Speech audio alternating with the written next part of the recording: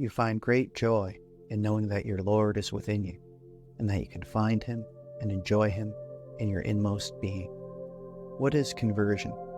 It is nothing more than turning from your created nature and returning to God, who now resides at the center of your being. This inward turning to Him is very easy, natural, and effortless, because He is at your center. Your purpose is to pursue that life which dwells deep within your inmost center. This is a perfect description of partial enlightenment.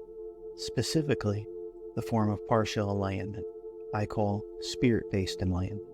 In this state, you directly experience God. However, God is only a part of all that you experience. In this case, God is the inmost part of yourself or your center, and also the inmost part of all things. However, in full enlightenment, you go beyond this. God is no longer a mere part of your experience. Rather, God is indistinct from all experience.